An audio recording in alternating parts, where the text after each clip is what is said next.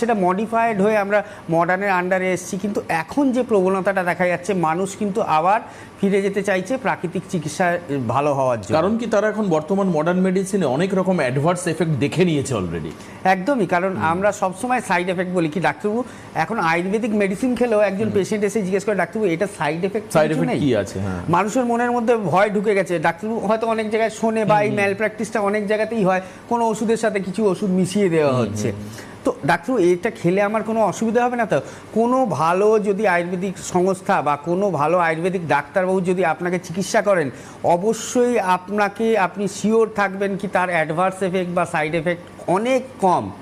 একটা কথা মাথায় রাখবেন, যে জিনিসের একটা ক্রিয়া রয়েছে তার কিন্তু প্রতিক্রিয়া থাকবেই, এটা আমরা দীর্ঘদিন ধরেই জানি, এটা একটা ল। কিন্তু সেক্ষেত্রে আয়ুর্বেদের যে সাইড এফেক্ট বা আয়ুর্বেদের যে অ্যাডভার্স এফেক্ট সেটা কিন্তু ওই 0.1%-এরও নিচে আমি বলতে পারি।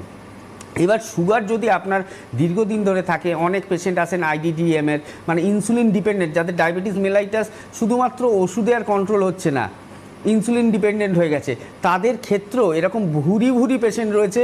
আমরা ফার্স্ট দিনেই কিন্তু বলে দিই আপনি সুগারের যে ওরাল মেডিসিন খাচ্ছেন সেটা বন্ধ করুন, আপনি যে ইনসুলিনটা নিচ্ছেন সেটা ইমিডিয়েট বন্ধ করুন। পেশেন্ট চমকে যায়, ঘাবড়ে যায়, কি ডাক্তার আমাকে তো ডাক্তার বললো ইনসুলিন নিতেই হবে, আর আমার তো সুগার 300, 400, 500 কোনো ঠিকই থাকে না।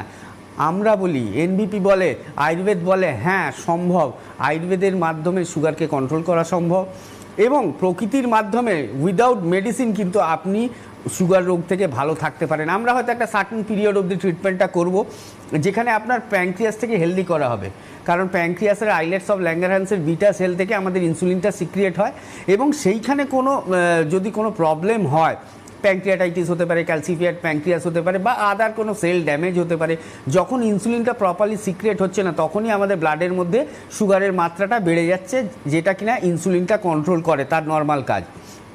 তো এবার আমি যদি প্যানক্রিয়াসকে হেলদি করতে পারি, আমরা যে মেডিসিনগুলো লিখি, ডাক্তারবাবু আমি তো অ্যালোপ্যাথিতে 2টো মেডিসিন খেতাম, আপনারা কেন 4টে মেডিসিন লিখছেন আমায়?